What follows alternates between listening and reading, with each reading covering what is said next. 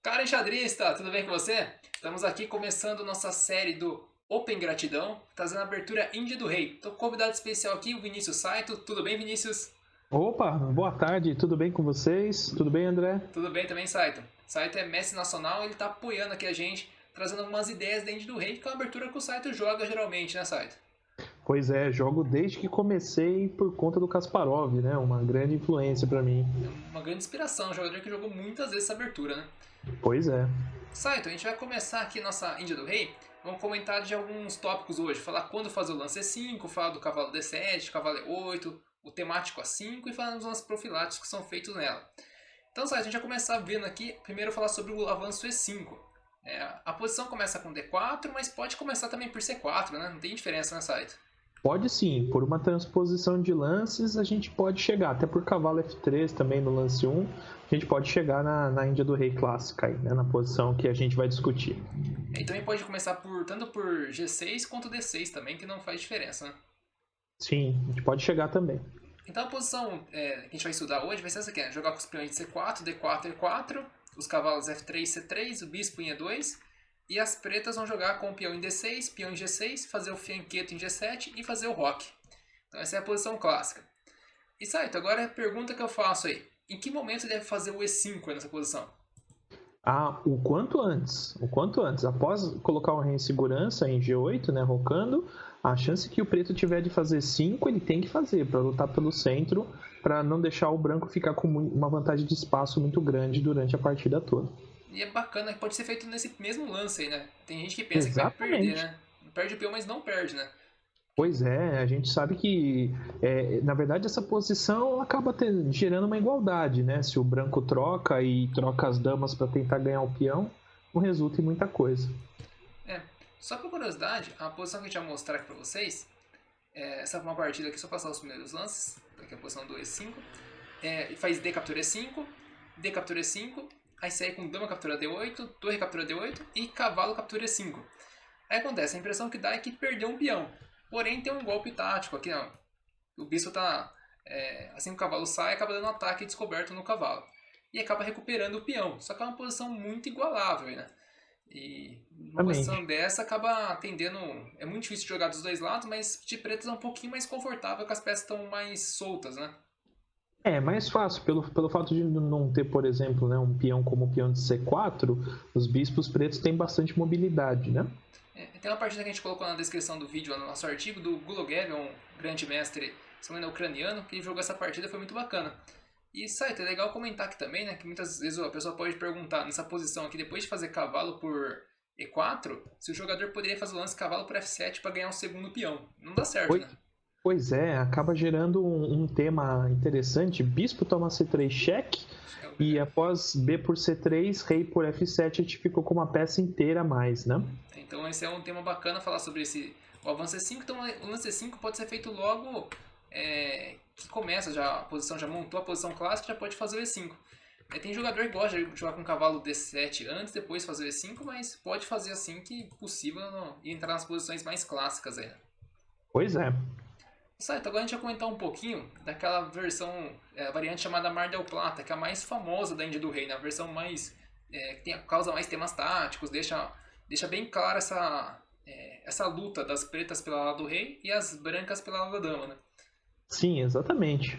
Planos de ataques de ala opostas, né? Gerando sempre uma partida com bastante emoção aí. Muitos temas táticos, né? E nessa posição assim, geralmente o jogador não captura o peão, por causa disso não chega aquela posição muito igualável, é mais fácil jogar de pretas. O jogador geralmente vai fazer aqui o lance cavalo C6, segue com D5, cavalo E7, aí depois as brancas vão fazer o temático cavalo E1, que é o lance que a gente vai comentar no vídeo de amanhã. E aqui as pretas fazem o cavalo D7. Esse que é a famosa variante Mar del Plata, né? E qual que é a ideia desse cavalo D7 aí, Saito? Bom, a ideia de cavalo D7, primeiramente, é sair da frente do peão de F5, né? Do peão de F7 que irá a F5. É um contrajogo que o preto tem que tentar na ala do rei, né? Segundo que o cavalo em D7 temporariamente controla a casa de C5, né? A casa onde o branco vai tentar a ruptura pela situação, vai jogar torre C1, tirar o bispo para E3, torre C1, cavalo B5 e vai tentar jogar aí o C5, que é o lance bem comum nessa posição, né? E essa partida que a gente está mostrando aqui, a partida jogada pelo Wesley So contra o Nakamura, que é uma partida que ficou muito marcada aí, porque a partida é muito bonita, a forma como que o Nakamura conduziu e fez o rei do So fazer uma maratona no tabuleiro. Pois é, uma partida exemplar, né? Uma partida fantástica, jogada por dois jogadores da elite do xadrez mundial de hoje, né? Nakamura um pouquinho sumido aí, o Wesley So jogando todos os torneios, mas uma partida fantástica, né? De 2015. É recente ainda. E é legal a forma como o Nakamura conduziu a partida, porque a ideia das pretas é muito fazer esse ataque aqui, né? Fazer jogar com os peões, avançando os peões aqui da ala do rei. E se conseguir o ataque de forma que segure a ala da dama, é muito promissor, né? Exato. Na verdade, nessa posição, alguma coisa tem que ficar bem claro, né, para o espectador, que é o branco vai atacar na ala da dama por ter mais espaço na ala da dama, isso é bem claro pela linha, e o preto só tem espaço na ala do rei e vai conduzir o ataque na ala do rei. Para o branco, o ataque na ala da dama pode gerar várias debilidades, algumas ideias interessantes, mas para o preto só tem uma ideia, que é mate. A caça direta ao rei, senão... É igual o Nakamura fez aqui na posição. Estou mostrando, passando lá bem rapidinho, mas a partida está na íntegra na descrição do vídeo, no nosso artigo. É muito bacana a forma como ele fez a partida, porque ele fez vários sacrifícios aqui, e o rei que estava lá em G1 veio parar em G6 para levar mate. Então, é uma partida muito bonita, eu recomendo vocês darem uma olhada nessa posição depois aí, e ver as ideias que ele utilizou para chegar aí, né? Certamente.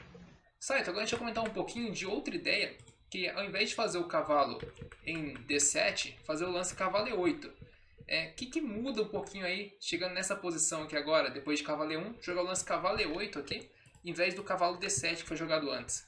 Bom, a ideia de cavalo E8, como vocês viram na partida anterior do Wesley So e Nakamura, a ideia é que como o branco vai contra-atacar pela ala da dama e porventura vai abrir a coluna C, a ideia de cavalo B5 é chegar, né, na casa de C7 para tentar algumas ideias que a gente vai ver depois, né, mas algumas ideias que vão complicar o ataque do preto. Então, ao invés de tentar a manobra com torre F7, eu jogo cavalo E8 para tentar segurar a casa de C7 com o cavalo e deixo a torre livre. É isso que pode mudar na linha. Muda também que o avanço C5 fica um pouco mais fácil pelas brancas, né, porque o cavalo em D7 dificulta um pouquinho essas ideias, né? Sim, exatamente. Depois, se alguém quiser acompanhar essa partida, é uma partida jogada pelo Shirov contra o Kasparov. O Kasparov jogou muito bem a posição, mas mesmo ele não fazendo avanço C5, ele conseguiu segurar bem e conseguiu atacar bastante essa posição também. Acho que é uma recomendação que pode ser feita, porém o mais comum é o cavalo D7 pelo Mar del Plata, né? Tem exemplos de partidas mais tanto antigas e clássicas, assim, muito conhecidas, como a mais partidas atuais, né? Agora, Saito, vou mostrar uma outra ideia para o público, que é a ideia de jogar o temático A5. Esse lance é bem mais comum de encontrar partidas com essa estrutura. A gente vai seguir aqui a posição normal, essa aqui é uma partida do Guko contra o Kasparov, né? O Guko é um jogador que tem vantagem sobre o Kasparov, né? Você comentou comigo. Exatamente, é um dos poucos jogadores na história aí, na face da Terra, que tem um score positivo com o Kasparov, né? Não é eu acredito que só o Guko e o Lautier, salvo engano, né? Se eu bem me lembro. Nessa posição aqui, em vez de fazer lances como, em vez de passar o cavalo, fazer aquela passagem cavalo E8, cavalo D7, aqui ele faz o lance A5. Isso aqui é muito comum de encontrar nas partidas agora, né? A diferença da posição é que ela fica um pouco mais travada, né, Saito? Pois é, porque definitivamente o lance A5 se torna uma ideia nessa posição, uma vez que após o E5, o branco escolheu por jogar D5 antes de o cavalo ir para C6, ou seja, antes de ter um momento de tensão em D4 com o cavalo em C6 atacando, o branco já decidiu por jogar D5, não resultando muita coisa, mas deixando o preto sem uma opção, né, de jogar cavalo C6. Então a ideia é trazer o cavalo para C6 e para C5, que é uma casa interessante, onde ele pode pressionar o peão de E4, né? Tá defendido em C5 pelo peão de D6 e não leva um ataque rápido, porque o peão de A5 também impede que o peão chegue em D4 branco. É bacana, porque aqui ele segura o peão em D4, o cavalo vai segurar o avanço C5, então o contra-ataque pela lado da dama fica mais lento aí das brancas, porém pelas pretas também fica um pouco mais lento, porque vem esse bispo G5 da variante petrociana e dificulta as pretas também de fazerem aquele forte ataque, né, avançando os peões, então fica um jogo mais sólido, né, nesse estilo. Na verdade, a variante Petrocial é uma variante muito complexa, né? Muita gente tem aderido também para jogar tanto de brancas quanto de pretas, mas realmente tem planos muito diferentes da Mar del Plata, né? Os ataques são mais lentos, são coisas bem elaboradas e Bem complexo, uma variante bem complexa. É legal falar desse lance dama E8, que é muito temático essa posição, porque como a dama fica cravada pelo cavalo, as pretas têm que fazer esse lance para conseguir em algum momento jogar cavalo H7, trocar o bispo e tentar avançar os peões, né? Exatamente, vai ser necessário o dama E8 para tirar dessa cravada e conseguir tentar avançar os peões na ala do rei. Certo, agora vamos comentar sobre o nosso último tema aí, que é falar sobre o profilático torre F7 e o cavalo G6, que é outro tema bem típico aí nas partidas de Índia do Rei. Essa aqui é uma partida do Grinchuk jogando de pretas, que são vários jogadores que podem usar de modelo. Essa é uma abertura muito bacana das outras que eu apresentei no canal. Eu nunca vi uma abertura com tantos jogadores de modelo, assim. Tem o Grinchuk, tem Radjabov, qual é os jogadores? Kasparov, Fischer. Fischer, Geller, Grigorich, Nairf também. Smirin, que é um grande mestre de Israel. É bem bacana essa abertura por causa disso, que tem muitos jogadores para você se basear e muita partida para estudar. Exatamente. Aqui seguiu a posição totalmente igual, mesmo os planos. E aqui, qual que é a ideia? As brancas acabam fazendo essa manobra por D1, D3, para tentar o avanço C5. E as pretas têm alguns lances profiláticos que fazem aqui.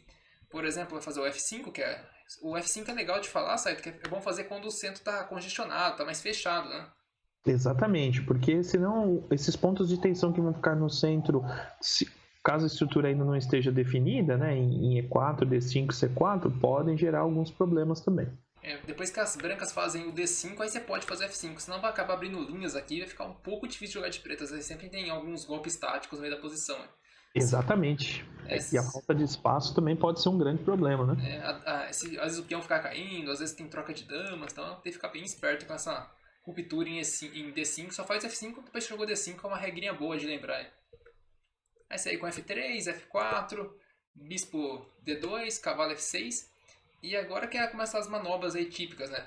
Vai fazer o G5, vai fazer aqueles lances que nós mostramos na primeira partida, e faz esse lance aqui do cavalo G6, né? Qual que é a ideia do cavalo G6 nessa posição, Saito?